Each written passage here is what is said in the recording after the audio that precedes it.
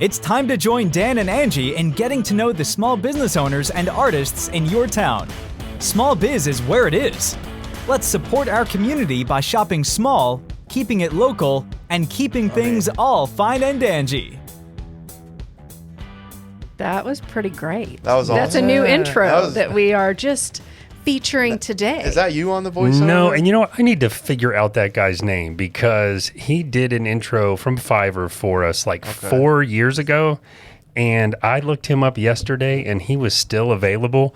I messaged him and said, hey, I need to change it, but I want 3 this time. Would you do it for this price? He responded he would do it for less. I said, okay, sent him the thing. 4 hours later, he sent him back. So I'm like, yeah, so you can't beat that. Yeah, we got 3 different versions of it to use depending on what type of show we're doing. Yeah, so one for guests, one if it's just us, one if it's just, sometimes we just want to have people on that don't even have a business. Gotcha. It's just want to chat like we were talking about before. But before we continue chatting, I want to tell all of you that are listening or watching, thank you so much for joining us. If you've seen us here before or listened before, welcome back.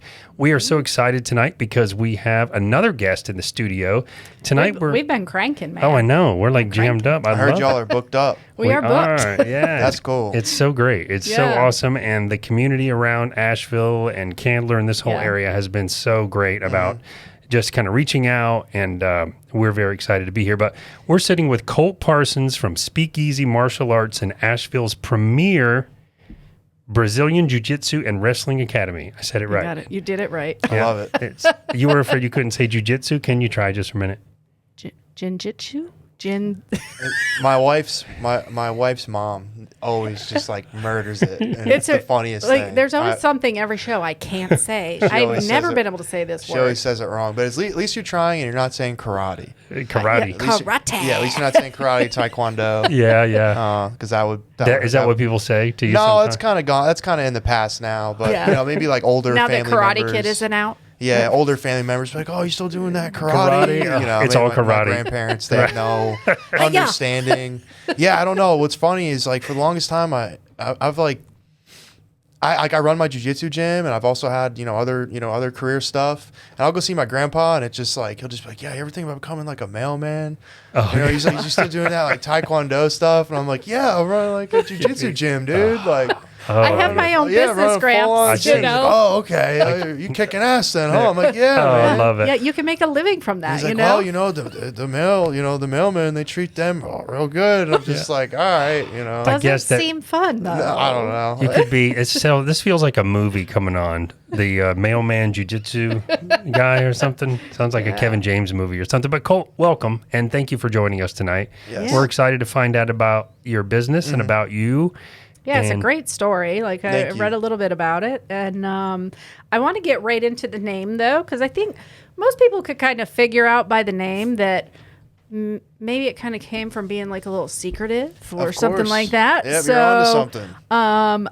Let us know a little bit about that, because I didn't tell Dan too much about it because I wanted you to be able to tell him the story behind the name. Awesome. Well, thank you guys for having me on and giving me a platform to share and talk with y'all. So I had moved to Asheville from South Florida. Wow. Yep. I was in Delray Beach for probably about we moved from Florida. A lot of people from Florida moved up here. We moved from Central Florida. Wow. Right, yeah. How long ago? About 4.5. Well, no, I've been here for about 5 years. Oh, wow. Yeah. I got here in 2017. Oh, nice. Around then, yeah. Right before. A few years before COVID. Yeah, a few years before COVID. Oh, yeah. Yep. And I was in South Florida for various reasons. I got in trouble, had to move away from home. Sure. And then, kind of restarted my life down there. We can get into that after I tell you more about the gym. Sometimes a new location helps to get you away from the bad things. Yeah. Yeah. And I kind of came from a family that had other people with substance abuse problems. Yep. So my sister had gone to Florida and she had kind of cleaned up her act. So there was kind of this drive for me to go down there with her, and that's kind of inevitably what happened. Sure. Yeah, great. But I got to that's way back. But I got to Asheville in 2017, and I'd been a brown belt in Brazilian Jiu-Jitsu, and so in Jiu-Jitsu, and there's a lot of times I'll dumb things down or I'll over-explain because I know you guys don't know anything about martial arts. Yeah. No, I appreciate that. And maybe to some people, this is most people I talk to, they know these things. Sure. Right. I'm in a small circle of martial artists. Yeah. But in Brazilian Jiu-Jitsu, there's a belt system. It's you have to be very, very dedicated to achieve it. About anybody really can achieve it. It's not really like an athleticism thing. I would say you have jiu-jitsu practitioners and you have jiu-jitsu athletes.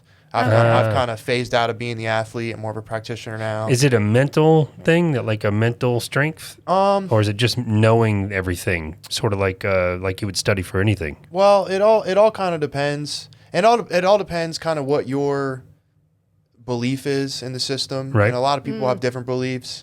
I believe that there's a difference. You have practitioners and then you have athletes. Right. So I kind of work with both. Gotcha. You know, I have guys that'll never be able to fight their way out of a paper bag, but they've been doing this thing for years and years, and they've learned technique, they've learned self-defense. Yeah. They can probably beat up the regular, you know, they can defend themselves a little bit, Yeah. you know, and they can progress through the belt system just like I have guys that are young, they're athletes, they're competing. 'Cause, Yeah. you know, they have jiu-jitsu Yeah. competitions, Sure. and they're out there getting after it. Yeah. And Yeah. it's really hard to compare. They're in it for Yes. the competition, though, it seems like. Yeah. Okay. And Well- it's hard to compare the two sometimes. Yeah. Okay. They're on kind of two different journeys, really. Okay. Yeah, and I That's don't how want to. that's how I look at it. I don't want to jump ahead because you're probably going to explain this to us. But the what little bit I know about jiu-jitsu is from, I like to listen to Joe Rogan, and he's a big fan of jiu-jitsu. So I don't know if you ever hear him talk Oh, about yeah, it. all the But time. I hear things like, it is so good for you mentally, and it's so good for your just having your mood and your demeanor, and just,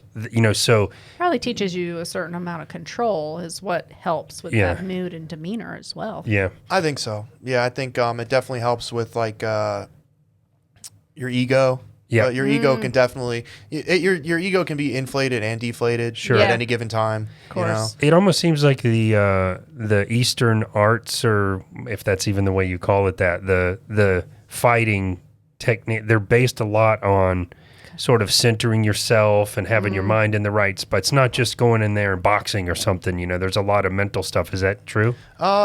Yes and no in terms of like what martial arts is turning into. Jiu-jitsu is kind of moving away from, you know, the Budo code and honor. Is that and where it things like started? that. Yeah, yeah. I would say, yeah, because it starts from judo, which is a Japanese grappling art that the samurai used to practice. Okay. And judo basically involves throwing a partner, like original judo involves throwing a partner onto their head and killing them. Ooh. Oh. And that's what the samurai would practice. Wow. Oh, wow. And as it kind of evolutionized, they started fighting less samurai battles, but they still wanted to practice martial arts.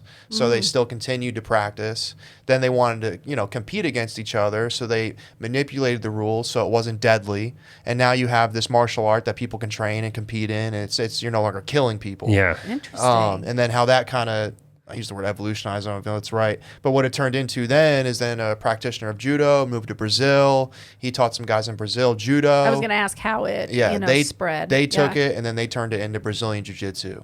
Brazilian Jiu-Jitsu being kind of the focus on the ground, the stuff that's happening on the ground. Okay. With judo being more of a focus on the takedowns and the throwing people. Okay. So Brazilian, Interesting. yeah, it's Yeah. more like grappling and wrestling, and okay, yeah, I got you. It's basically like wrestling, but you got to make them say uncle.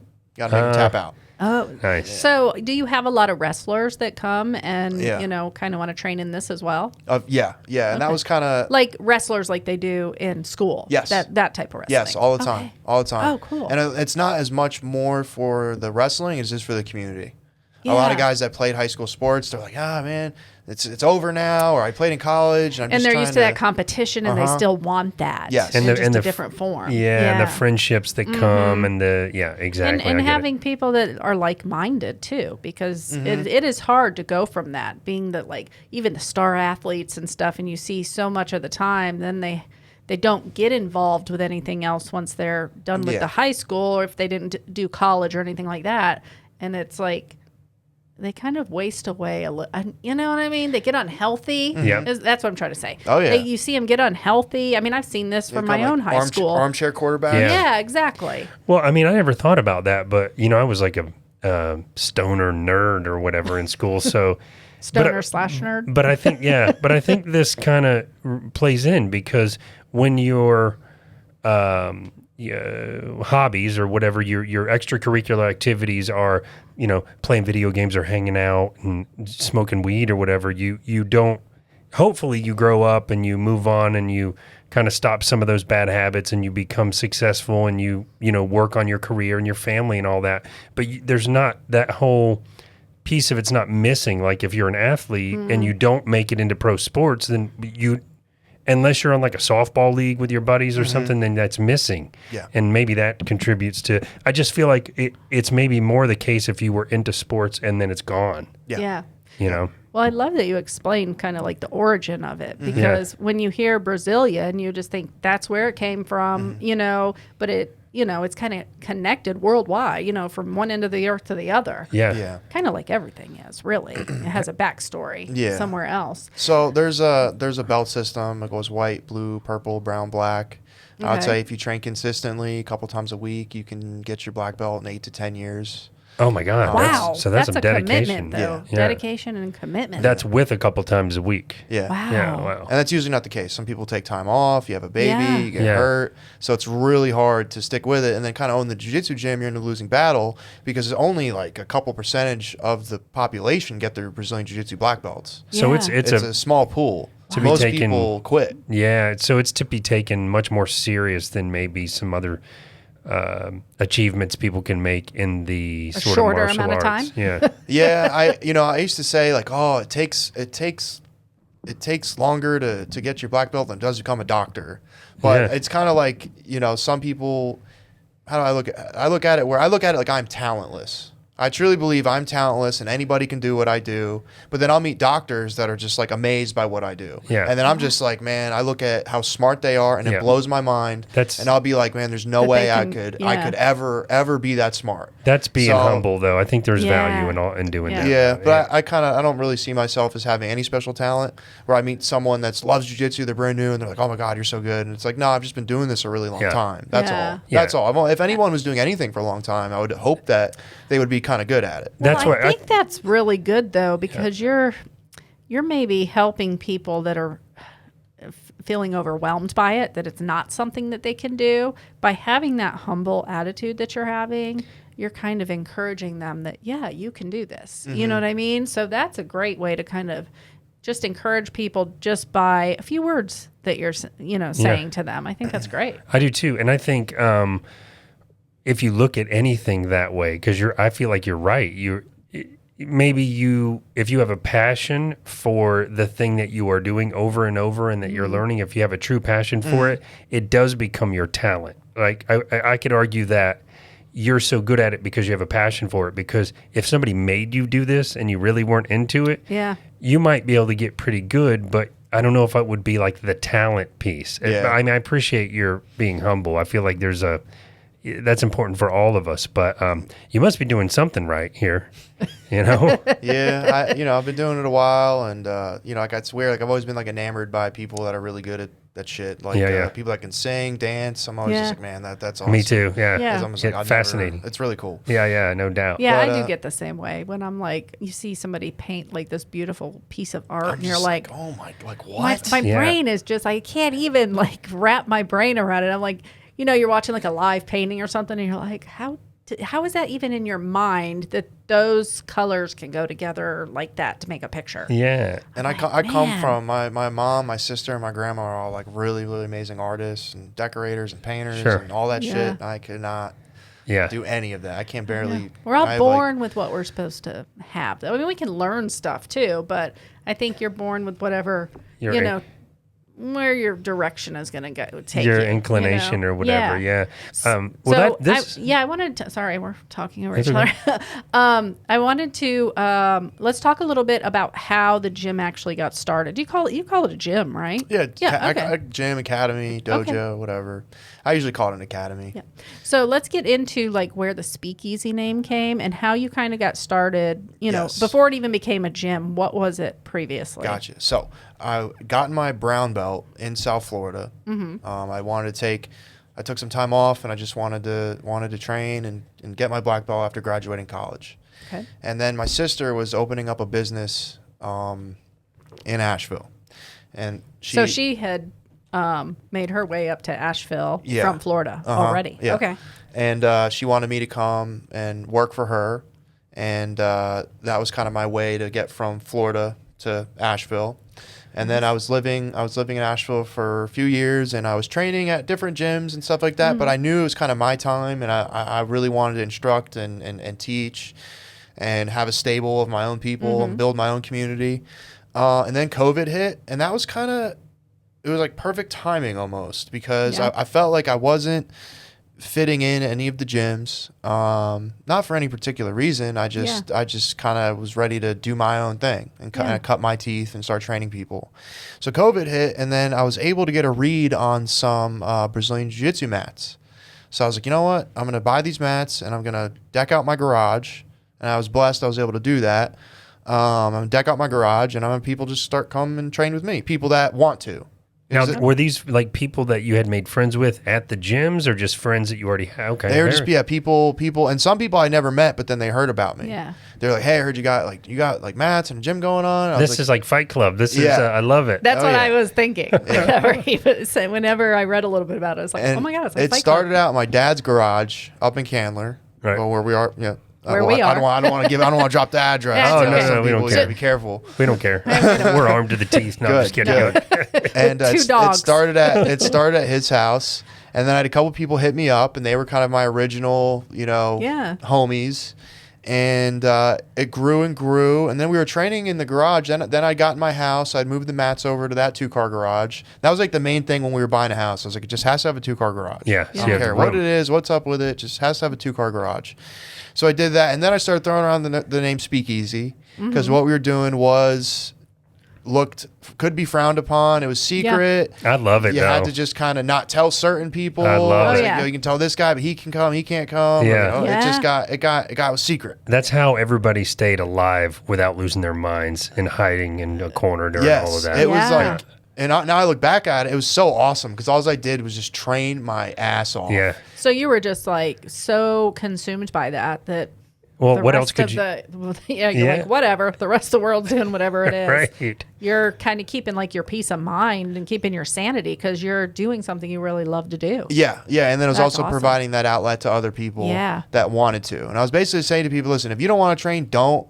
If you're afraid of what's going on, this probably isn't the sport for you. Just don't do it. This is like some you're going to be face-to-face contact. Just don't do it. Don't do it. And if you want to do it, come through. Yeah. And it just kind of kept growing and growing, and we started building the community. And then I was working at this. I was working at the company my sister started. Mm-hmm. I was doing really well there, and everything was going great. And I had started this other company. We can get into all this with my one partner. I had worked in mental health and substance abuse, and then me and my partner, we started a sober living company. Yeah, I definitely want to go into how this goes hand in hand, because it's really such an important message to get out to everybody. Yeah. And what a great idea. I mean, we're jumping ahead, but I've never heard of anyone doing this, and it seems like a perfect match to me. But go ahead, sorry. Doing what? Just the substance, helping people, kind of injecting the jiu-jitsu with getting people out of situations they shouldn't be in, and bad habits and addictions and all that. I've never heard of that before. And that's kind of how it kind of all first started. I would say maybe before I was having the training sessions at my house, I was renting some space at a local gym on Friday nights, and it was kind of invited to anybody that was in the recovery community, anyone that wanted to just come, anyone that wanted to learn jiu-jitsu, anyone living in our sober living, they could come try it out. Yeah. And it grew and grew, and we got a lot of people, and it was really, really great. But yeah, so I decided I didn't want to work at my sister's company anymore. I was working directly at a substance abuse treatment center. Yeah. I just couldn't do it anymore. I'd gone through some, I had a friend that passed away, and that kind of woke me up to some things. I was basically like, I better start living my life, and it's not all about money and finances, even though I really am, I try to, that stuff is important to me. Yeah. But I was kind of realized, you need it to sustain yourself. And I was thinking, how much do I actually need? Because when I was young, I wanted like tip of the spear, best job ever. It's got to be like 6 figures. It's got to be this. It's got to be that. And then I realized I was like, my marriage isn't going great, but I have this great job, and everything's kind of fucked up. So I was like, I need to leave this job, and I need to just work on myself and continue doing jiu-jitsu. I wanted to get my black belt, so I quit my job, got my black belt. And what a scary thing to do, right? You're married, so you have somebody that, And I was the main provider at the time. So what a scary step to take. But sometimes you have to do that for your mental sanity and health. Yeah. Thank God that you had the notion, that your gut or your brain, something was telling you, I've got to do it. Yeah, I was just super unhappy. And when I quit my job, I didn't know I was opening up the gym. I basically, you were just I was like, I can't do this. And we're going to back it figure down it out. and figure out what we do need to sustain and live our lifestyle and be happy. And it really isn't a lot, because we have each other. We have everything we want, everything we need. We're very blessed.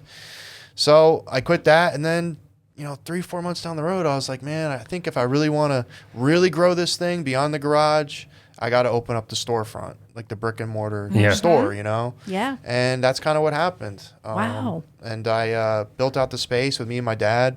Just me and him completely. We did all the demo work, all the work. He helped me. Oh, good thing you're handy like that. Yes, too. yes. I grew up doing all types of like mission trips and stuff like that. So we learned how to be very handy. It's so... You started this by saying how you don't have any talents. Meanwhile, you're like, you like doing stuff I don't know how to do, dude. It's just drywall, Yeah. But look, we've tried to do drywall before. It's not that freaking easy. Just Okay, It's not fun. It's No. It's buying it 3 times if you don't know what you're doing. yeah. So. Just punch a hole in it again. Start over. It's just. But we had to do a lot of work. And I kind of realized if I wanted to really grow this thing and really grow the kids program and get more people involved, it's not everyone wants to come to the garage. Yeah. It's hard to tell there's like the secret thing and it's this like sweat Well, box. especially if you want to work with kids. Yeah. Nobody's Yeah. going to send their kids to your garage. Right. No. It's just not going to happen. So Kid Fight Club. so we opened up. I think it was I just had my 2-year anniversary party, so it was 2 years ago we opened up, and Man, that I've is just awesome. been rocking and rolling. Has it been doing well? Yeah, That's it's going awesome. well. I think I'm rarely ever satisfied. Yeah. So it's like, yes, it's going well, but there's just like 50 different things that I want to massively. You just want to elevate it Yeah. and continue to make it evolve. And I'm not patient. Yeah. But it grows and it plateaus. It grows and it plateaus. And you grow and you scale, you grow and you scale. And but I'm ready. I'm ready to scale. I'm ready to pay employees. I'm ready to grow and do the damn thing. Good for you. Yeah, I feel that's like that's a good mindset to have, though. Just never being perfectly content, because then you stay hungry, then you stay motivated, and you just keep growing. And growing, of course, is great for us in every way that we can.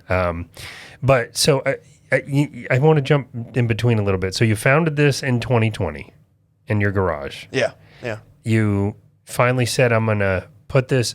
So did you shut down like the garage thing, or did you keep doing that while you're starting the business and building it out? While I was building out the gym, I was still training full time. Wow. Yeah, I was still training full time, and I had a really, really bad leg injury that took me out, and I just kept going. Nothing stopped me. I would still. That's awesome. Because I didn't want to.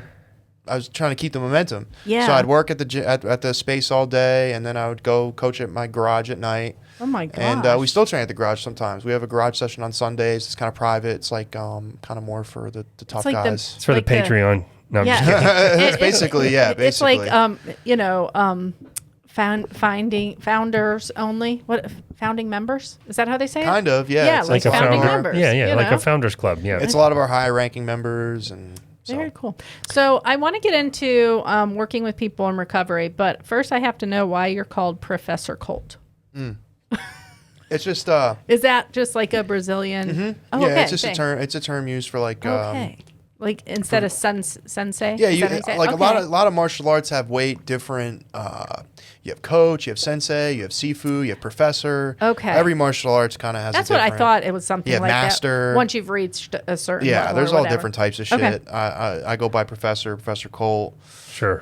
You don't have to call me that. I really don't care. But most people call me It's Professor interesting Colt. though. I was like, I'm sure that's what it is, but it's interesting that that's the title that they've kind of chosen to put in with that practice. Yeah, it's neat. So Angie wants to get into the, how you're helping the people that are in recovery. I'm very curious about that too. So when you were doing this in your garage, was that people that were in recovery too, or was it?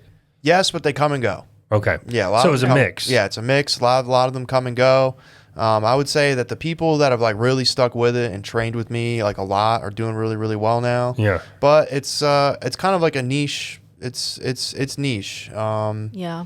and it's hard to keep people motivated, and into it. Keep them away from everything. I have a couple guys that started a few years ago, and they're still doing well and doing clean to this day. And then there's guys that have done it, and it wasn't for them. Yeah. I have an open class for anyone in the community that wants to come and do jiu-jitsu. They can do it. Anyone that's living in one of my sober livings, they can come in and do jiu-jitsu for free. Oh wow. Getting them to do it though, that's kind of like you can bring a horse to water. Yeah. Because you have. It's really like the fitness journey. Because like when I'm on a call with somebody, it is like sales, right? And I'm trying to pitch them on the gym and what we offer and how we could be the best fit for them. But I'm also trying to pitch them on starting the fitness journey. Yeah. Which is that's like hit or miss whether you're going to say yes to that, say yes to yourself, and then join a jiu-jitsu gym, which is also really hard. Yeah. So because just doing the diet part, I don't want to say diet.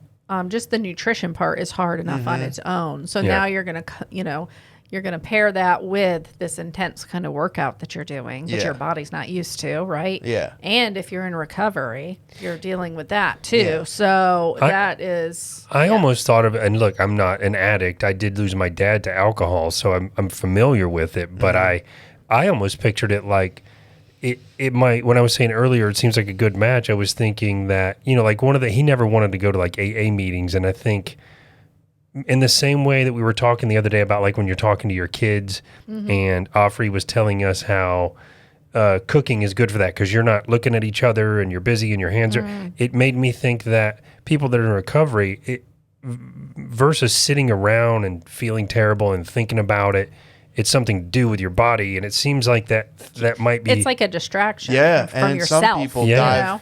I mean, their addictive personality takes over, and they dive right in, and they're there every day. Yeah, and I don't care. Like one addiction for another, I'm like, this is good for you. Exactly, and it's something to do. Yeah, and what's great is the best thing after jiu-jitsu is you're exhausted, go home, eat dinner, take a shower, and go to bed. Right, and your body you have no time to be in here thinking about anything. That's exactly what I meant. Where you're like you're kicking your own ass, but in a good way, and your mind is probably working the whole time you're doing that too, because you got it. This isn't like. Yeah, there's a lot of thought that goes into Apple Fitness. This is like you got to know the technique and pay very close attention. Like the things we do at home. Right. This isn't doing sit-ups. This is not that we're doing sit-ups yet, but because this is like grappling and stuff. So there's a lot of kind of looking at the opponent and knowing kind of what move they're going to make next. So you really have to be like tuned in to that moment of what's going on. That's the training though. Yeah, right? You're either like insanely locked in or you're not there. Like you're kind of blank and it's all just kind of happening. Yeah. And that's kind of where you hit that like flow state. Like your body just happens. There's some muscle memory there, and you're killing it. You're moving like an animal. It's going great, and it's all kind of beyond your consciousness sometimes. And there's other times where you really need to dial it in and exactly what you're doing with this hand and that hand and here and there. Yeah. So it kind of varies on where your mind is. Sometimes it's really zeroed in, and sometimes it's just you're just letting it all happen. That muscle memory thing. That's another thing that Joe talks about, but that muscle memory thing is fascinating to me because. Anything you do enough times, you could go through an entire match where you're just you know exactly what you're doing because you've done it hundreds and hundreds of times before, and it's almost like you're autonomous at that point. Your body's doing it for you. Yeah, it's crazy. Especially if you've competed before, or competed a lot. Competing is like it can be really like traumatic. It can be nuts. It can be crazy. It can really hype, exciting. Yeah, and that really like sears it into the forefront of your brain. I do believe that competing kind of shakes things up and really cracks the brain so that gap can be filled with some real intense knowledge because it's really like go for broke, Sure. So, that's probably the most intense form of Brazilian Jiu-Jitsu is the competitions, right? Yeah, I would say so. So what does a competition look like? Like are these, I'm assuming these are like smaller events and then you kind of get the people that win those ones and go to a larger event? Is that kind of how that works? Yeah, you have small local tournaments, you have regional tournaments, you have world tournaments. Okay. It goes all the way up.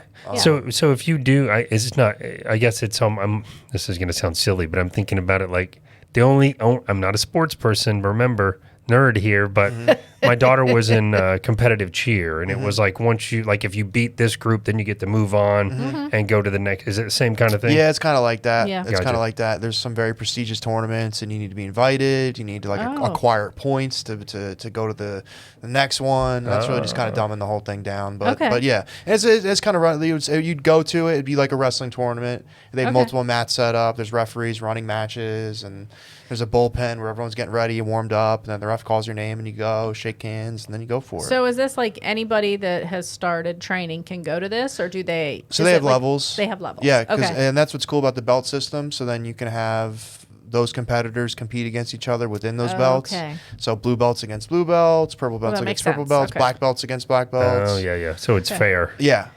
Like we are really green. Is that how you say it when it comes to this? Yeah. Green, because I was never in like any type of martial arts. You know, a lot of kids are. Like when you're little, you did My son karate. My son was in karate. Karate, you know, the after school program where you're a black belt in like 3 weeks or something. You just pay them. You're just paying for the belts, basically. But I was never in any of those type of sports. So. Me neither, of course. But I have been fascinated with people that have been into some of this stuff, like Joe Rogan when he talks about it. The flip side of that to me is Steven Seagal. I don't know if you know who he is. I know Steven Seagal. But I watched a video of him the other Who night. doesn't know Steven Oh Seagal? my gosh. I love Steven Seagal. Yeah. Chuck Norris, Steven Seagal. Yeah. I'm trying to think who else is like out there. The DMX Steven Seagal movies were pretty sweet. Oh, yeah. They Cradle were to great. the Grave. That was a great one. That was a great one. Under actually. Siege was the best one in my mind, probably. But so Chuck Norris was also jiu-jitsu? He did achieve his jiu-jitsu black belt, and he got it from the Machado brothers, if I'm not mistaken. And they're kind of like an old school lineage out in the West Coast. Oh, cool. Okay. Yep. So he was kind of wrapped up with some of the original people that got their belts. Very But I don't cool. know. Again, now we have a term practitioner versus athlete. Yeah. And that's where you Yeah, wonder. that's so interesting to me. The practitioner versus the athlete. That's how I look at it. yeah. It makes sense to me, though, because it could be all there is to know about it, and all the moves, and you can execute them, but maybe in a tournament, you're not going to be the one that wins. In regular life, it's like a tool under your belt that you can use. It's super interesting, though. Because you can't compare yourself to everybody. So, we have guys that get their blue belts that come in, that get their blue belts, and they do really well, and they've been trained for a few years. And then, a state champion wrestler comes in that's never done jiu-jitsu, but they've been grappling their whole lives. I basically need to tell them 2 or 3 things for them to be able to beat the shit out of that blue belt. Because they've been grappling. They understand. They show up 90%. So, again, that's like an athlete versus a practitioner. Now, at my academy, we have both. And some people might like frown upon that or have something funny to say, because it's basically saying like, oh, so you'll promote someone if they just come long enough. And it's like, well, if they attain the knowledge, if the they time can teach, and dedication that if they can defend themselves, then they deserve it. Yeah. But I have this bullpen of athletes that are on a different level. Yeah. They're on a way I think different that's level. fair, though, because I think it's obviously a complex and valuable skill for anyone to learn, but there is just going to be limitations some people have that other people don't have. Yeah. I have guys that train full time. Yeah. That don't have jobs. Yeah. And then I have guys that do IT. Yep. And they try to make it in once a week. Right. Nice. Right. And so it's just it's all different crowds, which Yeah. that's the coolest part. Yeah. Yeah. You got cops training with stoners, and you have dudes that make a ton of money training with guys that live in their van, and it's kind of a heady sport. Yeah. Yeah. That's what Now, it seems like it's mostly males that are coming to the gym, but No, it's females a mix. It Yeah, is? there's definitely a female jiu-jitsu community in Asheville. Yeah. They're rocking and rolling. Yep. Awesome. And we have a really, really good women's instructor on the team. because it's women, it usually pair women against women, men against men because of just physicality. Yes, except kids. Okay, yeah. Little kids fight, like boys fight girls and stuff all the time, yeah. up until probably like 13 years old, until they start kind of. Till puberty, Yeah. really, and Yeah. the muscle mass changes and Yeah. everything. Yeah, that's super interesting. I hate to keep leaning back into Fight Club, but it reminds me, I know it's a fictitious story. It's my favorite story of all It time, is. favorite book, favorite movie. But I can't help but think that the guy that wrote it, Chuck Palahniuk, pulled from some real life martial arts or fighting, because it's such a versatile group of people in the movie. And it reminds me of that when you say cops with stoners, and that's the common denominator that everybody bonds on, regardless of what your walk of life is, I assume, with this, right? Yeah. Yeah, in South Florida, I trained with a lot of cops. Did you? Like SWAT team guys and cops and all different types of Miami it's probably PD a great thing for them to have under their belt. Yes. Because indeed, yeah. think about when, you get somebody that's, wants to just wrestle with them for some reason, you know. Or just being able to take somebody down, yeah, too. them just knowing those moves and kind of how to keep their head, calm and really think about it. It's all about bring the horse to water, having them drink. I'm part of this Adopt a Cop program, so cops can train at my gym, and that's sponsored, and it's part of this my gosh. Yeah, it's part of this nonprofit. Trying to get them to come in, that's a different story. Yeah, that's a different story. We have a few cops that train, but getting more and more of them and have it really building, it's tough. A lot of cops, they're in this in between where they don't want to get hurt, and they think they're going to get hurt training because they need their body, they need it for work, and a lot of ego stuff. A cop doesn't want to come in and get wrapped up by a 15-year-old. They don't want that. That's what I've found from the cops that do train with me. They're like, this is what held me back. They're like, they're like, my ego, I didn't want to get my ass kicked by a girl. They're like, and I can't get hurt. So we try to hold space for, for them and what they need. But more cops should be training. There should be more people paying for it to happen, whatever. I'm a part of this great program, again, Adopt a Cop, where they... So this is a nonprofit. This is here local? No, it's like a national program. National program. Yeah. I never even heard of this. I love it, though. Talk a little bit more about it. I don't know crazy much about beyond it. I forgot the guy's name that started it. Okay. But basically, they will cover his tuition. It's for different types of programs. First responders. It's for first responders. It's for first responders. And then I link up with Adopt a Cop, and then they let Adopt a Cop know they're coming to my gym, and then Adopt a Cop will pay their tuition. Okay, I love this. So they're kind of doing the groundwork for the cops to let them know, hey, we have gyms here, we have this program in different areas of people that are willing to let them come in and train. Yeah, basically train for free. Wow. Yeah. Oh, that's really cool. But not enough cops take advantage of it, really. Yeah. More should. Yeah. Way more should. That's a great thing to just hopefully people hear that and can pass it along too. Yeah. If you have somebody that is a police officer and you hear this, definitely pass the information on. Come check it out. Come on in and train. Yeah. Have a good time. Decide if they want to try it or not. Mm-hmm. Yeah, you should always try it once at least. Yeah, you have 2 free trial classes and come check it out. I think by 2 you're going to know if it's for you or not. Yeah. Anyone gets 2 free trial. Is that what you're saying? Oh, wow, that's nice. So then they can try it. For as far as the Adopt a Cop thing, though, you know how I get down the YouTube rabbit hole, and I don't know why, but for some reason it's just wildly satisfying to me to watch people do really stupid stuff and get taken down by cops. So tasered. Yes. Yeah. Or anything. Yeah. Especially when they're just being a total dick to the cop. Yeah. As soon as they start that, I'm like, oh my God, please let this one.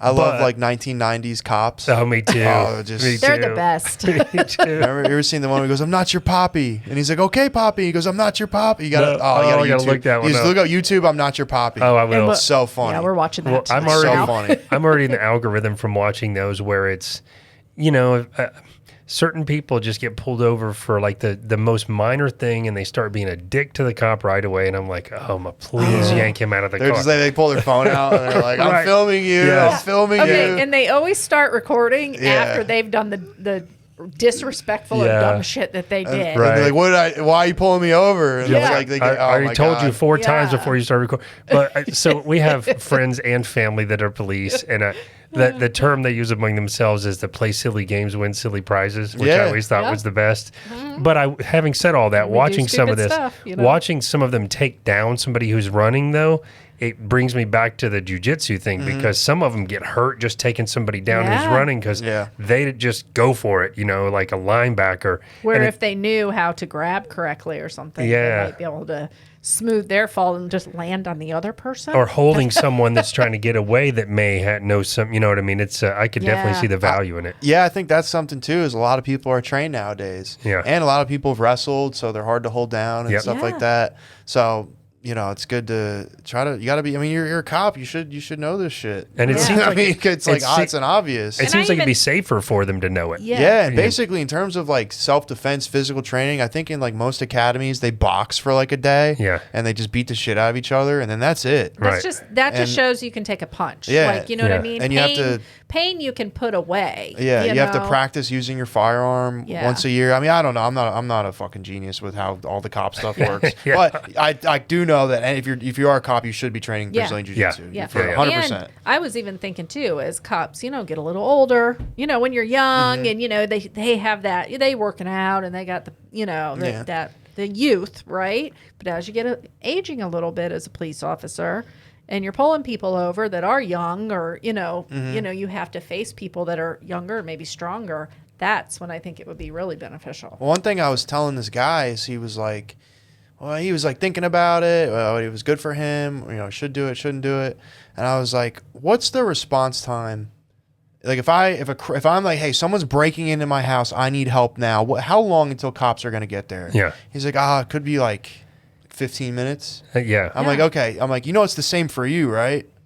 Like, if you are like stopping somebody and you need fucking backup, it's probably about the same for you. Right. For somebody to get there. Away. Yeah. I'm like, so you need to be able to defend yourself. Yeah. You have to be able to defend maybe yourself. for 15 whole minutes. That's that is an eternity in fighting, as you know. Yeah. That is Because he said that, I was like, it's probably the same for you then. Yeah, yeah. Yeah, you want, and that's the thing. You would like it to be over in probably 1 minute. So that's why you need to know the moves to be able to make it. To end that shit. 10-minute fight scenes aren't real. No.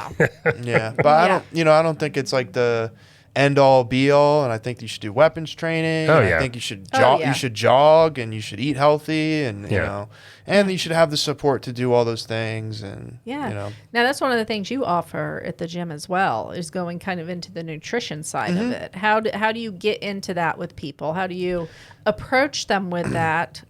Well, most people that are joining like a gym, they are open to talking about losing weight. Yeah.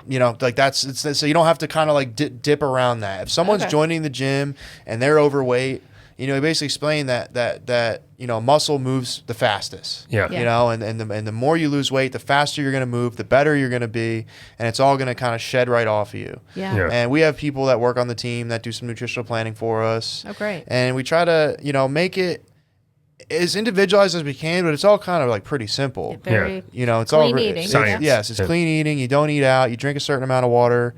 I'm really, really big on like timing.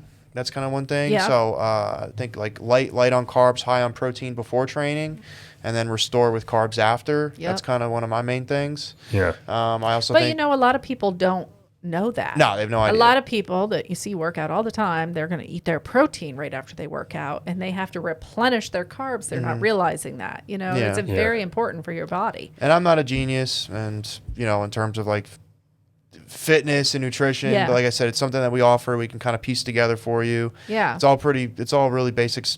Basic. It's a great nutrition place planning. to have. It's a great thing to have in place, though, for people that are clueless to it, right? If you know the basics about nutrition, then that's kind of where you can start with people that don't know anything about it, and just it will make such a world of difference in their thinking, the way they're feeling. I mean, just and it's really easiest everything. in the beginning. Yeah, in the beginning, like people start jiu-jitsu and they start eating healthier. They start drinking the right amount of water, and the weight just shreds off of them. Yeah. It's nuts. Then you've been doing it 7-8 years. The next thing you know, you start getting a belly. And it kind of starts coming back, because you're just used to the sport by now. Yeah. But you got to change it up. When you first start, you can turn into like a hunk of wood like real quick. Wow, I think having the nutrition married to that is good, though, because otherwise you could have people in there that are doing the jiu-jitsu, and they're maybe one of the things they wanted to get out of it was losing weight, and they're not losing properly because they're eating like crap the whole time anyway. Yeah, and a lot of people, it kind of comes down to you can keep it simple, or you can give them recipes. It all depends on where they're at. Yeah. Right? I think just like some people can't handle a recipe. That is like way over their head. If I was like, hey, here's like a beef bulgogi recipe and it takes 10 items. You need to marinate it. Do you know what this is? Wait. Start over? Yeah, What? yeah. It gets... but then you explain to someone about like grilling chicken, much easier. Yeah. Yes. Can you grill a piece of chicken? Men there, Great. men there. Do you have a rice cooker? No, get one. Yeah. Always have rice on hand.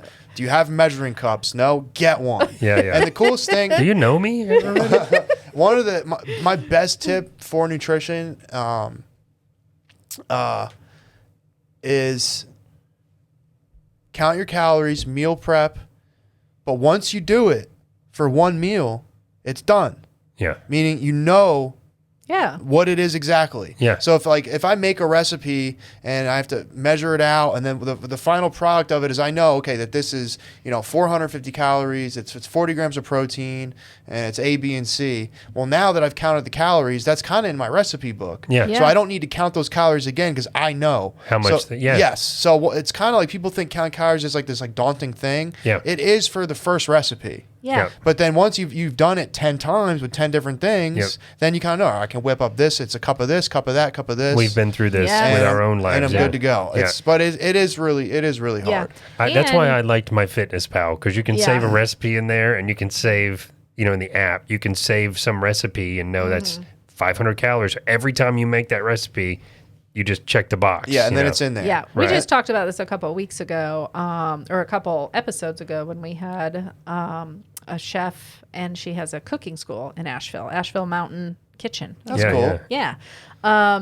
But we talked about how I like to plan out the same type of meals every week. So Mm-hmm. you're using the same ingredients. So it That just would makes apply here, life, too. Yeah, it makes life super easy. You buy a bunch of chicken, you got a bunch of rice, you can mix it around and make them. Yeah. And you Yeah. can make different things, so it doesn't feel like you're eating the same thing all the time, but you're just same ingredients that you're working Or with. you and take it one makes- meal. What I do is like I'll take one meal and I'll make that be like the staple for my lunch. Yeah. Yeah. So like, I'll be like, okay, like I don't know what I'm eating tomorrow, but I know for lunch it's gonna be this. Yeah. And if you get the same lunch every day, that kind of simplifies at Sure. least one portion One of it. meal of it. Yep. And I'm with you. Like, I don't like to eat the same thing every meal, but I'll eat the same thing every lunch. Yeah, that's For some easy. reason, that's like an easy one. And then change it up for dinner. 'Cause Yeah. lunch is just whatever. It can be, Lunch is usually like you got to get in rushed. and out. It's rushed. Yeah. So you Minor. just need make it it to the be same simple. thing. Make it Yeah. the same thing. Yeah. So there's, Agreed. there's a couple like there's schools of thought that you can apply.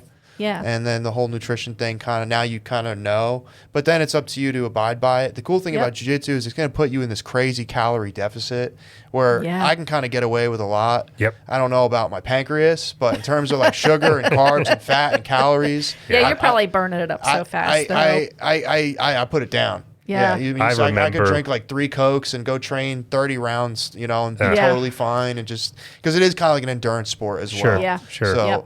not great, but I can get away with it. Yeah. I can relate only in that when I was doing the biking more heavily, Mm-hmm. I would count how many calories. So, you do, I don't know, what do I used to do? 30 miles, and you would burn 1,600 calories. So you got to replenish it. So you Yeah. were like, oh man, I am going to eat a burger, Yeah. and you could Oh, yeah. burn Fuck it. through it, right? Yeah, it doesn't matter. Beer, But that yeah, that became whatever. the reward, though. Yeah, That oh, became like a yeah. motivator to Yeah. go. Yeah, binge eating after training, awesome. Yeah. Yeah, that's So why awesome. It's like I used to crack up because we'd go to these marathons and stuff and set up a little booth for the place I used to work for, and we had healthy offerings, and but you got freaking like Domino's pizza Yeah, there, oh, yeah. beer, freaking Dunkin' Donuts, and these runners are That's what they want. consuming Yes. all of this That's- shit, that's and what I'm they like. want. But this food is good for you, and no, not what they want. not. And I learned that it's like nope. Yeah. They need something that is going to just fill them up and get into their body fast. Yeah, plus they can. That's the beauty. Yeah. That's part of the beauty of not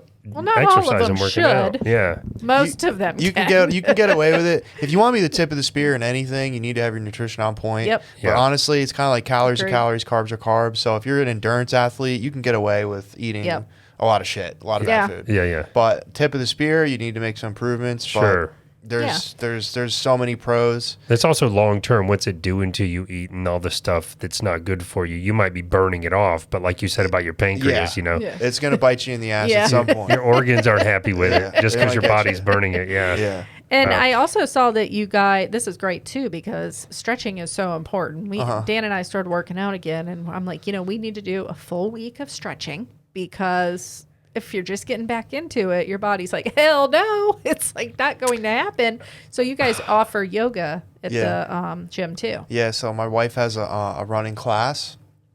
We were doing it at the Speakeasy, but the thing is that's cool about the garage is we can get it really warm. We have like heaters and stuff. We have like infrared heaters and all this cool stuff, so you can get a really good sweat going. So we kind of have a hot yoga session that we do. Great. We still do at our house that really anyone's invited to. Nice. So people from the gym go, and people from her yoga community go. So we offer that, anyone that wants to check it out. Oh, nice. And then I have one of my students. He runs a nonprofit. It's called House of Yoga. My buddy Joe and his wife and Nicole, they'd actually be really great people to have on here too. Yeah, I'm gonna actually write that down. Yeah, we love that. We haven't had any nonprofits on yet. Yeah. So they're doing a lot of good work with like bringing yoga to schools for free. I don't know the extent of it. I know they're killing it. And then he also owns a yoga studio in Spruce Pine. Him and his wife own it called Mineral City Yoga. But we have him at the gym, and he's like our resident. This is broken, busted. I need help. He knows the body in and out in terms of like stretching, yoga, and all that stuff. So it's like a physical therapist almost. Basically, yeah. And in terms of like nutrition, they have a whole system of shit that I could barely explain, but it's like Ayurvedic yoga stuff. Yeah. It's cool. Like there's a whole way of somebody eating. is a nutritionist. Maybe no, I mean that's deep, and you're going into that. I don't know exactly what it is. I'm not. Yeah. I don't know, but I know it's like Ayurvedic medicine, Ayurvedic food, and they can teach you about all that, and that's what they do through their nonprofit. Oh my gosh, he's someone that trains me. He's one of my students. So what was the city that you said Mineral City Yoga was in? It's in Spruce Pine. Spruce Pine. I have not heard of Spruce Pine. Yeah, shout out Joe and Nicole. Yeah, y'all rock. Yeah, he was one of my original students when we opened up, and I've had a few injuries that he's kind of like helped and coached me through. Oh, that's amazing. Nice. Yeah. Wow. Well, that's cool. So, the hot yoga that you guys do, you have like where you sell so many classes, or you sell classes as well, right? Well, like we just have a membership. A membership at the gym, just a basic membership, and then we have drop-ins. Okay. So you can keep it real simple. And that yoga is included. So if you're a member of the gym, you can come do yoga, no problem. Just come check us out. Awesome. Nice. Yeah. So we keep it really simple. I try not to have like any like it's weird and as a business owner, it's you want to be affordable, but you don't want to be cheap. No. And I tell people, listen, if you want cheap, you should go somewhere else because cheap martial arts, like that's kind of who wants that, Yeah. So I have people call me and their main point is like, I need the cheapest thing. And I'm like, okay, well we're not it, because we have you have to know your customer base. Yeah. Yeah, that's like cheap plastic surgery or a cheap you don't dentist. Want that. You don't want the BOGO from the dentist surgery. Yeah. And being priced reasonably kind of doesn't bring down the market share for other gyms, Yeah.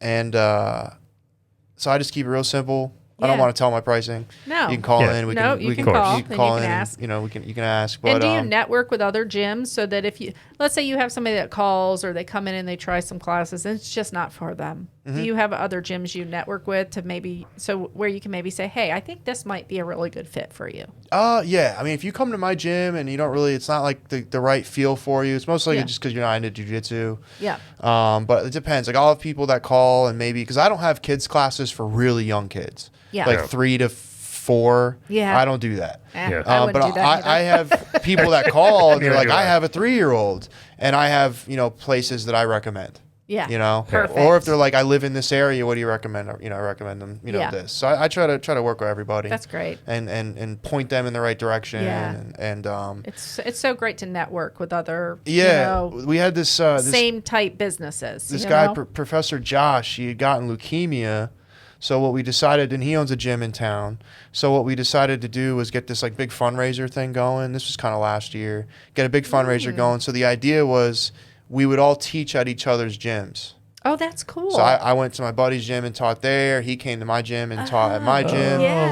Like a little seminar. Yeah, but this way my students didn't have to go anywhere. Yeah. I was like, he's going to come teach here and give what you can at the end, and all the money's going to Professor Josh because he has fucking cancer. We got to help him. Yeah. And that's what we did, and that was kind of like a big community thing that we all worked together. Oh, that is awesome. And then like my nephew, I have him doing kids classes with me, and then when I want him doing extra work, I bring him to kids classes at other gyms. Yeah. Because I just want him to do, just get more extra work in and be active. Yeah. So we all keep it cool with each other. It's a tight knit community. Everyone knows what's going on. And that seems to be the feel in Asheville, which we love, because that is one of the things that we kind of spoke to in Florida. Is there's it doesn't need to be. It can be competitive, but healthy competition. Yeah. Right. And also, the more you support other businesses that are like-minded, the more you're going to grow. More opportunities. More opportunity you're going to get. A partnership, or just you never know what's going to pop up when you're having that. Being cohesive with the people around you that run the same type of businesses. I agree. Versus the businesses that are like, it's all mine. I'm not. Mine is the best. Nobody else's is any good. Those are the ones that go out of business. It seems they like, don't last because they're not promoting usually. Community really. You know, it's just sounds like it's going really well for you though. So it really does. Sounds like you guys got it together and. Yeah, we're trying our best, and we got some guys competing next month, so there's a competition coming into town. That's cool. And, they're going to. So how do you guys work that? Do they get like sponsors? Do you sponsor them as a gym? How does it? I mean, dudes got just pay to compete. Okay. And you pay to win your gold medal, or not? Okay. You don't pay to win, but you pay to try. Well, because I have a cousin who's in MMA, and I know they always have like sponsorships, or they wear like. Those are not the gyms usually though, are they? They're the brand. Aren't they like the? I mean, he trains at a gym. Yeah. So I don't know if they sponsor some like him, professional jiu-jitsu athletes, they're sponsored. Okay. Because it takes thousands of dollars to go. Yeah, because I think he went professional. Yeah, it takes thousands to. Yeah, it's a lot. He is Brandon. He's professional. Yeah. Yeah. Yeah. So it was almost the other way around. I would think for most people though, because it's almost promoting you guys because he's going, and if he does well, it's like, well, what gym is that's your gym. Mm-hmm. So that's kind of a. It's cool. Yeah, it looks great. Yeah. What's funny is like you're talking about, the community and how everyone does well, and I was speaking about with someone. I was trying to have like an idea of what I'm trying to do. Sometimes I get real like just spun out on what my goals are and all that. And I used to compete a lot. Like hone in on something. You're all over the place. Yeah. And I used to compete in jiu-jitsu a lot, all growing up, and I wrestled, and then I really focused on my career, and I focused on just my marriage and growing up. Sure. And then I started getting hurt, and I had a few really, really bad injuries that kind of same old. Yeah. But what I realized is like I'm gonna compete either way, whether I'm competing in a jiu-jitsu tournament or I'm competing to have the best gym in town. Oh, that's a great way to look at it. So I was like, like either way, I'm still gonna have this competitive attitude. That I was trying to like shake it kind of. I was like, well, it's not going to go away because I own the gym. So even if I'm not actively competing in jiu-jitsu, there's still something that's driving me to make this thing as best as I possibly can. Yeah. And as a product of that, I'll be, I might be better than others, and now we're competing. Yeah. And it all kind of makes us all better. Yeah. And it does make us all better because I see what one gym's doing, and I'm like, oh man, I gotta be better. I gotta be better. So it's cool. It's healthy. It's and I good. was thinking too, as you're training students, you might have a student that's really good. Yeah. And that challenges you. Yeah. Maybe you're like, whoa. All the time. All the time. And that's great because that's a great testament to how you're training them. Yeah. So, but that it challenges you, that kind of keeps you up. Yeah. On just. Oh, if you train snakes, they'll bite you. Yeah. Yeah. I got a lot of young athletes that are coming after me trying to kick my ass. Yeah. And it's good. It keeps me in check. Yeah. It keeps my ego in check. But you got to have skill and guile, and that's how you just got to be better. Yeah. I'll leave jiu-jitsu and just be like, man, I got to get better at jiu-jitsu. What the fuck's going on? Just get like get ragdolled like a 17-year-old. I can't be called the owner of this place if I'm not beating them. I love it. I can relate just in other ways in life, just constantly being in competition with yourself and with trying to do better and yeah, so it sounds like it's very healthy. Yeah. It can be. I can also be really hard on myself. Yeah. And same. That's the flip side. Him too. I have to go take a chill pill. It's a personality. It isn't. I mean, it's good because, he gets shit done. And if he's going to get something done, it's like, it's not going to be 99%. It's going to be 100%. Right. But I know what you mean. You have to be careful. I have to suffer sometimes because I'm like, can we just stop doing this?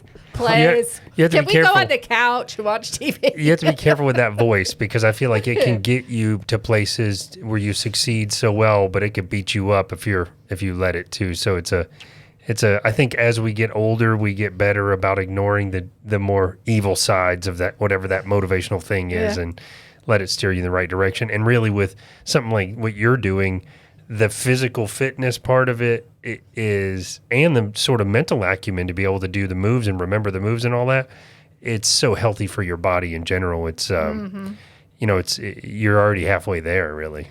Yeah, it's kind of all like, some people say just for today, but it's all just for today thing. Yeah. Some days are great. Some days are terrible. Oh, yeah. You just shake it off and try to. You just got to move on. Just move on. Speaking of moving on, though, do you want to go first? I was just going to say, but if you zoom out, though, that's all for today. But if you zoom out the overall picture, I feel like just talking to you is healthy, happy, good. Everybody's got their noise in between all that, but it's, I don't feel like you can have sort of a habit like exercise and eating right, and it becomes like a bad thing and ruins your life. I suppose it could for some people, but I don't think it's as common. Well, I mean, it can be an addiction, right? Yeah. There are people that's all they're focused on, and there are the other things that just fall apart because that's all balance. It's balance. Their physicality is what they're focused on. It's or balance. Their looks. And, I'm someone that has struggled with, substance abuse problems and dopamine addiction. Sure. Oh, that's high speed anything. Yeah. And you can become a slave to any routine that makes you happy. Yeah. And then what you realize is you become more upset. You become more upset than you are happy. Yeah. So I have my practice tomorrow night, and every fucking Friday I'm there. Yeah. And nothing's holding me back from getting there. Yeah. And I do it, and I'm like, yeah, that was cool. But if I miss it, oh my God, it's like I feel just like what the hell happened? It sounds like I'm just like I can't sleep. Right. How do I eat? Yeah. It's just and people like me are just like, oh well, I'll get there. Yeah, I don't blow things off very well. I wish I had more of that because I do get a little mad at myself when I can't stick with anything. But like this month, I'm not drinking any alcohol this month. That's good. And I really love wine. I want my glass of wine at night. And he still has his wine, and I haven't done it. And I'm like, okay, I might actually make it to the end of the month. And now I'm finding out. I'm like, oh, I didn't drink wine last night either. Like it's like I forgot. Almost it was like it was our thing, and now it's like I forgot about it. So it's like I don't know. I am in favor of, especially in the past 10 years of my life, of changing the routine and just pulling the rug out from underneath myself. We moved. Our lives are just change. It's our second move in a row. Yeah, I like change. And I am finding I've always been no change. I don't like change, and it's been very healthy for me because it gets me. It's a new thing. I have to be building or doing. Yep. It seems like you're kind of that way. Like I have to stay busy. I'm not good at resting. I built out my gym. Yep. And I mean, working in there every day. Yeah. For 60 days straight with my dad. And the day after our opening party, I started digging post holes in my backyard. Right. That sounds like me. Because I wanted to build a deck. He's always like, so I built a deck, and I built out a whole patio in my backyard. It took me a year. Yeah. And now I don't have as much to do, so I'm focusing more in on trying to get my podcast going a little more. Sure. It's been really hard because it's easy to do it shitty. Yeah. It's easy to do it shitty, but to make it really nice, something like this, you guys have obviously put a lot of like work and passion and time. And I'm just I don't have the bandwidth for it. Yeah. And well, I'm guilty of thinking I have the bandwidth for things and starting a drone company and writing a novel. I've done all these things at the same time. Now I think I can purchase my way out of it. You know what I'm saying? Like, I know whatever microphones I got, I know they're fucking expensive. And I'm just like, I'll get the nicest thing, and I don't even know how to use it. That'll help me. And I have all this shit, and I'm just like, I need to spend actual time. It's time. Time putting it together. It's time, and it's just like it's dedication. Yeah. Because it is sticking to that schedule of just doing it. Yeah. And my buddy was like, I think you're just afraid. He's like, you keep just buying shit and making it more complicated. He's like, turn the cameras on and go for it. Just try it. Start. Well, and it's gonna evolve too. Just like we started literally in our bedroom on a little pull out desk. Like one of those wall tables that just folds out. me and him. Yeah. And then we did our first episode together. And then our very first guests were like part of a huge nonprofit in Florida where they put on this huge run where there's like 20,000 people. And we didn't have a studio. That was our second episode. I rented a studio space. We had to rent studio space. Didn't know what we were doing at all. Went in there, killed it, I think. Yeah. And then later that day, those same two people were on all the major news networks in the same outfits. We're like, oh my God, they did the 3 news networks and our little podcast. They did our show first, though. That's cool. But it was good for us Yeah. because it was trial by fire, you know? Yeah. I feel like your friend is right. You got to Yeah. just turn it on. And honestly, I mean this. If you want to reach out, if you want any thoughts on, I have overcomplicated the process. Yeah, that's what I've been doing. I have done it where it takes 4 hours of mixing after we're done. Now I've got it down to when I push this button when we're done, it's ready to upload. Yeah. That's where I'm trying to get to. Yeah. And Yeah. I think too, the other thing is I want to do something with more substance because my podcast is just. Well, it's your therapy right now. It's great. a Oh, it's therapy. fun. Yeah, it's me and my it's fun. friends. But then I'm just Yeah. like, all right, hope no one actually listens to this. You But know. I feel like you need I feel like you need to keep that because people like raw, Yeah. like real They stuff. do. But make it a mix. We do. Make a topic, a serious topic that you're going to talk about that has some substance, but Mm-hmm. you guys are talking real talk about it, and people will tune in and listen. Yeah, we've had to unravel into some really deep Yeah. stuff. And then I've had other people on where I'm just like, other guys I know that had drug problems. Yeah. And just, we talk about, just the struggle and all that. And then other times, really big into movies too. Yeah. Movies. I'm a huge movie fan. Yeah, me too. I'm like, We should just do a movie episode. we could go Yeah. deep into Yeah. really, my outlook on movies. I knew I should have worn my Fight Club shirt. I had it on before I changed shirt. I did. David Fincher. Yeah. Love Yep. David Fincher. Yeah. Yep. I didn't like his last movie, The Hitman or whatever it was on Netflix. Oh, I didn't watch that one. Michael It was based on the Fassbender. video game, Michael wasn't Fassbender. I Yeah, don't know. yeah. It wasn't that great. it? Yeah. Which it kind of let me down a little I bit. have trouble lately finding a good one. Once in a while, but if I find a good movie, it's usually an old movie that I didn't see when it came out. So it's like maybe you could give me some tips. There's an app called Sofa that I just keep plugging movies into, and then we'll watch them, and it's like 1 out of every 8 was good. Yeah. So I'm struggling to find a Yeah, good just one. hard. I'm watching Fallout right now. I really like it. Oh, we just saw the first episode only, Yep. and we loved it. Love it. So Yeah. It's got everything Did you it play the needs. game or no? A little bit. Yeah. I kind of came into it late. Yeah, me too. I And it played was- half of one of the games. I was like, I don't really get what's going Yeah, on. yeah. It wasn't for me, but the show was very funny. The Yeah. show, it's funny. It's like got you dark. thinking. Yeah. I like it. I like do it a lot. too. I like futuristic stuff like Post-apocalyptic. post-apocalyptic. Yeah. Yeah. Did I get it? Post-apocalyptic? Apopcalyptic. We're from Apopka. We're That's from a why I town always called say that. 'Cause I'm Apopka. like, we should write a book called The The Apocalypse. Oh, boy. Yeah, and but what's going to happen there? really big like HBO fan. Oh. True Detective. Oh, I loved the Oh, first that was season of it, that. yeah. The first So- season of that was spectacular. Probably one of the best one-off seasons ever made on Yeah. the show, I think. Yeah, I'll that have to was- show you a parody they did from Talk Soup. I don't know if you remember that show. Yeah, Joel yeah. McHale. I'll have to check it out. As it'll crack you up. But Yeah. Colt, thanks for coming out. Oh, of This has course. been great. Yeah. And, Yeah. and best of luck to you. If there's anything we can ever do for you, please let us know. Dan, do you want to go grapple? You can always come in and try a class. I would come in and do yoga. You know what? She's picking on me because I have. We're just being real. Okay, well, look, we all have our weird wirings. I am OCD, like a germ person, so Oh. like I'm weird about shaking hands. I mean, I see. So we're all on top of each other. You can try. So my wife, she's big into like hot yoga, and she's a Yeah. yoga instructor. Yeah, yeah. She teaches yoga at a couple of the local substance abuse treatment centers around here. Yeah. that's That's really great. big. That's really big around here. But I really would Yeah. like to try it because yoga is big around here, right? Well, that and the recovery scene. There's Yeah. a lot of mental health facilities here. A lot of people come to the mountains to get better. but Yeah. we can Oh. save that for another Oh. time. that's where we saw that building. We should because we want to talk about the sober house. yeah. Well, Oh, yeah. let's do another episode where Of we kind of course.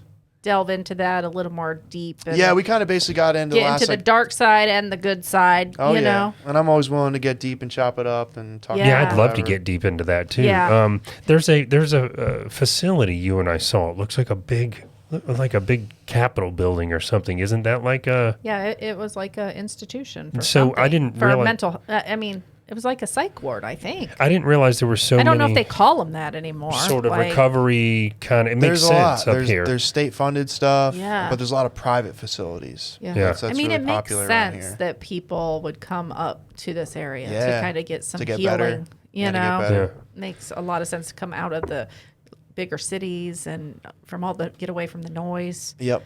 That we came up here because we love just the mountains and the hiking, and I hate to admit it, but the restaurants and the food. Yeah, so Oh, the food here. So- well, this is how we kind of kicked off this show, right? So I've been cold calling people, kind of. You got to kind of do that when you get to a new area. Yeah. You know, you don't know anybody. You're going to different businesses, leaving your card. Nobody knows you. Right. You don't have any connections in Asheville yet, but Now you're booked up now. Yeah, Dan said put it on the foodies, the Asheville foodies page, and we put about the podcast on there. I think took that's off. even where you saw Yeah, I it. think Yeah. so. Yeah, I think so. On the It's Asheville wonderful. foodies page, Yeah. I'm like, But oh it's- my gosh, it was just I had to literally start a spreadsheet of all the different places that people recommended, not only to eat, but hey, here's a small business. You Wanna reached promote out. them, You know yeah. what I mean? So I was like, okay, that was the way to go right turned there. out great. Yeah. But what I started to say too is that so there's sort of like, to me, being up here is just there's something healing mentally about being out in nature and hiking. Yeah. But I hate to admit it, you know, we're also love the restaurants. We've been eating out a lot more. Now we've been here for a few months and I'm getting fat. And don't sugarcoat it because I'll eat that too. So we're trying to now get, we Get just healthy. started we still want to eat out sometimes, but now we're wanting to shift gears. Yeah, and we've always really cooked at home and stuff. I think it really changed when we took the move. So we moved from our house to a tiny little apartment above where I worked in Florida. Okay. The owner of my company rented some apartments out and rented it to us for super cheap. So we lived there for 6 months while we Airbnb'd our house and just made sure it was doing good before we made the move here. Nice. Well, we lived in like a little downtown area that Like, had you walk down to the restaurant. You could like get from literally you could be 2 from seconds. your couch to the restaurant table, and This I'm is not in- exaggerating, 2 minutes. This was in Florida? in Florida. Yeah. Nice. So But it was bad eating. it was then bad eating because it was, we're in a tiny apartment. You don't want to cook fish in an apartment. That's disgusting. Yeah. You know, Yeah. anything you cook You don't in wanna the fry apartment anything, is yeah. like all Yeah. just smells the whole place up. So you're like, can we just go somewhere because I don't want to cook in here, you know? And it was like 400 square foot apartment. Yeah. So it was tiny. Yeah. It was a closet. But tiny little city living. the tie back in here is that it's Yeah. good timing to have met you because we do want to get, we just started doing the basics, exercising. I like to bike, but I just want to get back into eating better and exercising and Yeah. making it a splurge to go out and eat something. That's how it Right. used to be. Yeah. So instead of just, 3 times a week or whatever it Yeah. turned into. Yeah, I just kind of, like I said, I don't do drugs anymore, so I'm just like, food is Is where it's Well, at. is where- Food is Oh my awesome. God, does he sound like me? Because I don't do drugs anymore either. But food's become the Yeah. drug where it's like, Yeah. Food is where it's at. Yeah. So you gotta be careful. You gotta everything in moderation. You got to Yeah. balance it. But if you're taking enough good care of your body and you're doing enough exercise, you can have a lot more fun with the food. Yes. That's Yeah. That's the Yeah, win. I want to say, like, when you're moving, I went to school for alternative medicine, Mm-hmm. and when you're moving, it's almost like your what am I trying to say? Your body releases like these little special medicines that float around your body and eat everything up. That's You know kind of what I how mean? you get like your cholesterol goes down and your cholesterol's not going to float around and stick in your arteries because you're constantly moving. Yeah. You know, it's almost like an engine. If you let it sit for a long time, and you don't start it up every all once in a while, you gunked don't up. keep the right oil in it, it gets all Yeah. ganked up. Well, that's what's crazy is you know? they say a lot of people after 30 will never sprint again. Yeah. After 30 years old, you'll never run at full speed ever again.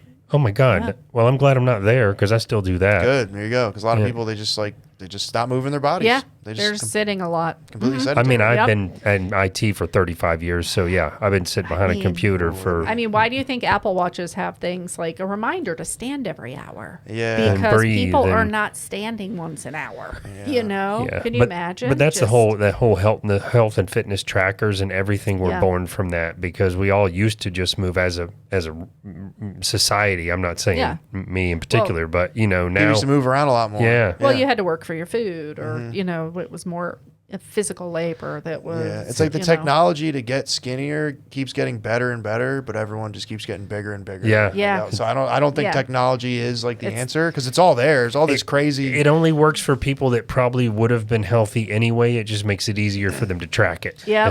That's the way I feel. Yeah, I don't think anyone, let's be honest, we've all seen the big heavyset guy with the fitness tracker and everything, and it's like the Diet Coke. It's like you want to do, I have a Big Mac with a Diet Coke. It's like it makes no overweight, sense. you got the fitness tracker on. It's like just what are you doing? Right. I would argue the Diet Coke is worse for you than just get the Coke, because now you got a bunch of chemicals. My favorite is when you see the people in like the full biker gear that's like the Speedo stuff. Yeah.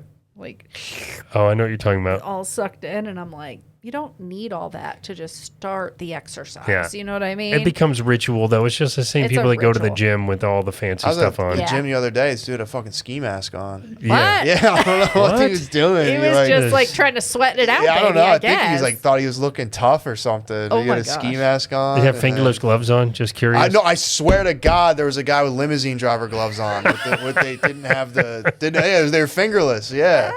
Yeah. Oh, you see some wild shit. I love it. I look like such shit when I go to the gym. I always was I like, want to be the most sweats, comfortable. yeah. Like nope.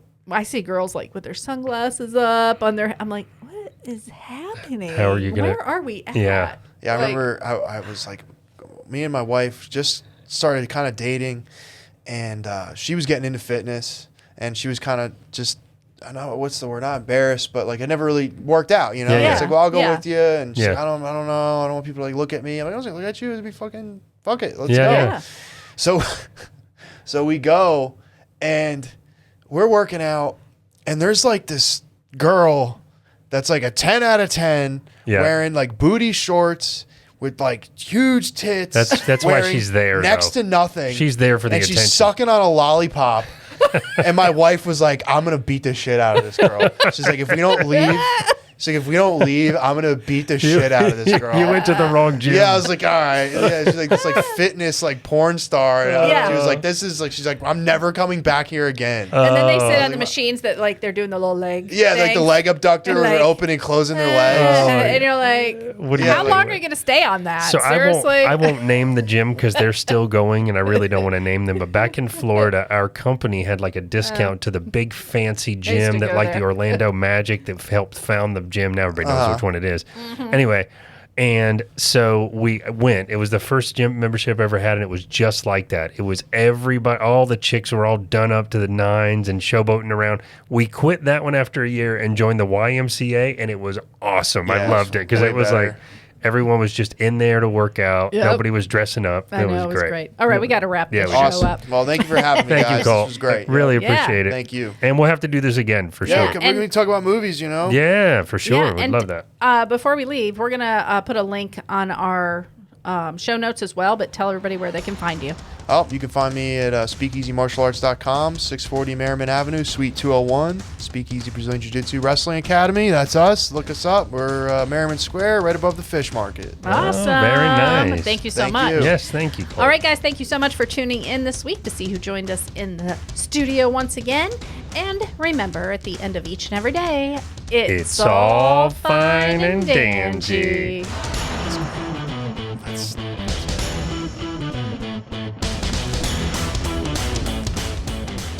Hi, guys. We hope you enjoyed the show today. If you did, we would love a review. So make sure to head over to your Apple Podcast app or whatever app you listen to your podcast on and give us a 5-star review. Also, give us a like and a follow on our social media. You can find that all under Fine and Dangy. And if you want to find out more about our guest or about us, head over to fineanddangy.com.